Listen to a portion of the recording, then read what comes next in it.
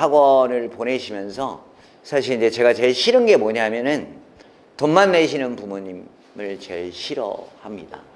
제가 듣기 싫어하는 말 중에 첫 번째가 뭐냐면 잘 부탁드립니다. 저는 잘 몰라요. 그 말을 제일 싫어합니다. 사실 이제 요즘 애들이 예전에 부모님들 학교 다닐 때랑은 많이 달라요. 정신연령으로 생각을 해보면, 그러니까 부모님들 학교 다니실 때 야 고등학생이면 알아서 라고 생각을 하시잖아요. 근데 저는 이제 고등학생과 대학생 애들까지 보잖아요. 제자애들을 보면 사고하는 게 한 학년이 아니라 세 학년 밑이라고 보시면 됩니다. 생각하는 거 정도가. 대학생 애들이 부모님들 고등학교 때 사고 정도 됩니다. 그리고 남학생들 같은 경우는 군대 갔다 와야 아버님 때 대학생 정도 생각을 하기 시작합니다.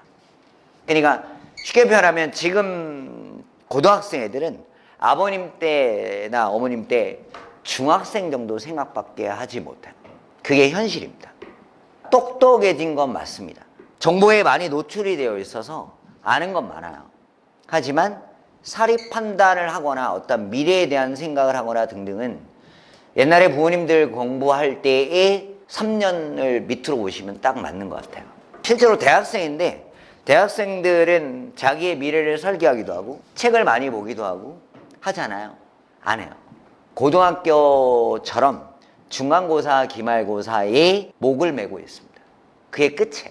그리고 자기의 미래는 4학년이 돼서야 생각을 하기 시작합니다. 그러다 보니까 아까 말씀드린 대로 중학생 정도의 아이들을 지금 저한테 보내시면서 알아서 해주셨으면 좋겠습니다. 제가 뭘 어떻게 알아서 할까요?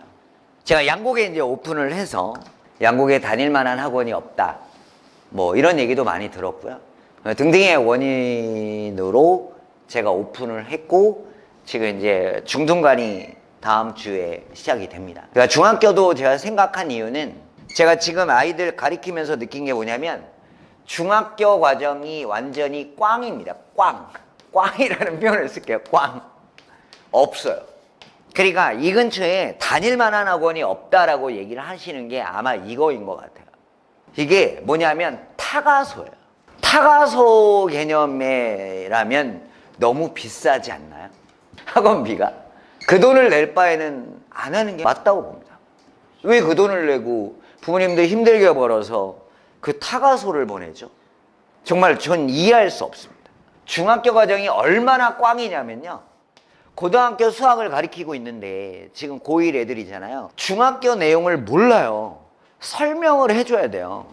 그건 당연히 돌아가야 되는 것들을 몰라요. 부모님들은 이제 또 이러죠. 학원도 보내고 아까 아버님 말씀하신 대로 우리 애가 너무 놀았고. 좋아요. 다 좋다고요. 다 좋은데 그러면 애들한테도 똑같은 얘기 하거든요. 공부하기 싫어서 찡찡대거나 그러면 제가 하는 말이 뭐냐면 갈래? 간다고 하면 보내줄게. 그러면 갸우뚱합니다. 가도 돼. 단 눈높이를 낮추면 돼. 인서울을 안 가면 돼. 그 대학을 안 가면 되는 거야. 그래도 행복할 수는 있어. 근데 그럴 자신 있니? 라고 물어봐요. 그러면 못 가요. 할게요. 제가 이 말을 하는 건 아이들은 납득을 시키면 돼요. 설득이 아니에요. 납득을 시켜야 돼요. 하라고 설득을 하니까 안 되는 거예요. 부모님들은 애들과 얘기할 때 설득을 하잖아요. 안 돼요. 그게 아니라 왜 네가 해야 되는지에 대해서 납득을 시켜주면 애들은 수긍하기 시작합니다. 그러면 움직이기 시작해요. 그래서 저는 설득하지 않으셨으면 좋겠어요. 그리고 납득을 시켜주세요.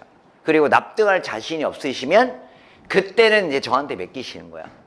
단 그런 정보를 저한테 주셔야 되는데 아무 정보를 주지 않으세요. 그러니까 예를 들면 오늘 몸이 안 좋아요. 그러면 저한테 정보를 좀 주시면 좋잖아요. 애가 오늘 컨디션이 안 좋습니다. 아니면 애가 오늘 저랑 싸웠어요. 기분이 안 좋을 거예요. 그러면 대응하는 사람이 편하잖아요. 근데 아무런 정보를 주지 않으세요.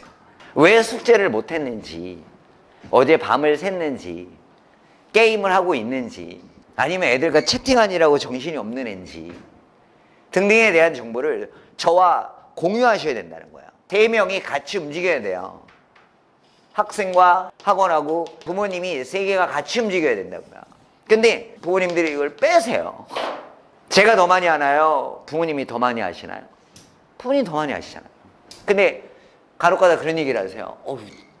저보다 많이 하시네요. 잘못됐잖아요. 그걸 그렇게 얘기하시면 안 되죠. 제 자식이 아닌데 어떻게 제가 더 많이 하는 거를 인정하고 가세요. 그러니까 대치동에 있는 애들과 비교하자면 거기는 셋이 같이 움직여요. 그래서 부모님들이 굉장히 많이 아세요. 입시에 대해서도 많이 아시고요. 아이가 어디가 약한지도 아시고요. 근데 어디가 약한지 알아야 애를 도와주죠. 예를 들어서 상담하러 왔어요. 그러면 아이가 어디가 약한가요? 라고 물어보면 전체적으로 그냥 공부하네요. 그게 다잖아요. 그럼 저는 애 분석하는 데만 한 달을 소비하잖아요. 애가 어디가 약한지 뭐가 어떻게 되는지 계속 분석하는 데만 한 달이 걸려요. 그리고 나서 이제 하는 거예요. 그러니까 병원이라고 생각을 해볼게요. 애가 아파서 애를 데리고 왔어요. 그럼 이제 제가 물어보는 거예요. 저는 의사처럼 어디가 아픈가요? 그냥 아프대요. 그러니까 어디가 아프냐고요. 언제부터? 쭉 아팠던 것 같아요. 그러면 저는 뭘 해야 되죠? 다 진료를 해야 되는 거예요.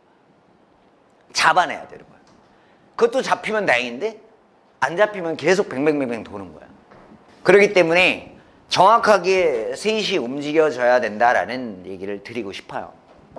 이 학원은 최소한 양곡에 있는 저는 인간 강사가 아니잖아요. 지금 전에 제가 인간 강사를 할 때는 일방적 수업을 하는 곳이에요. 거기는 그냥 떠드는 거죠.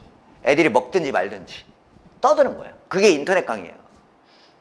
공부에는 니네 몫인 거고 나는 퀄리티 있는 수업을 해준다 이거예요.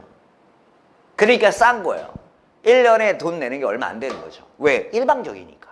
근데 학원이라는 존재는 아이와 저가 움직이는 게 있죠. 그러니까 금액이 비싸지는 거예요. 근데 여기에 뭐까지 붙어줘야 돼요? 부모님의 요구사항을 제가 들어주고 거기에 맞춰서 아이를 움직이기 때문에 더 많은 돈을 내는 거예요. 쉽게 생각하면 이런 거예요. 아이가 공부를 하고 있어요. 근데 저희 학원에서 공부를 하잖아요. 그러면 아이가 11시가 되기도 하고 12시가 되기도 합니다. 근데 이 시간에 아이들은 찬 기운을 맞으며 귀가를 합니다. 저는 이 시간에 부모님이 와주시길 바라는 거예요. 관심을 갖고 있다는 걸 보여주시는 거죠. 저는 그걸 원해요. 힘드시지만 어차피 애들 때문에 돈 버시는 거고 생활하시잖아요. 맞지 않나요? 아이를 위해서 좀만 움직여 주시면 아이가 설득이 아니라 납득하기 시작하고 부모님의 말을 듣기 시작한다고요. 날 위해서 움직여지고 있다라고 생각을 하니까 미안함을 느끼는 거죠. 전 이랬으면 좋겠다라는 생각이 들어요. 적어도 저희 학원 필수학에서는 셋이 공유하는 학원이 됐으면 좋겠다. 이게 첫 번째 제 바램.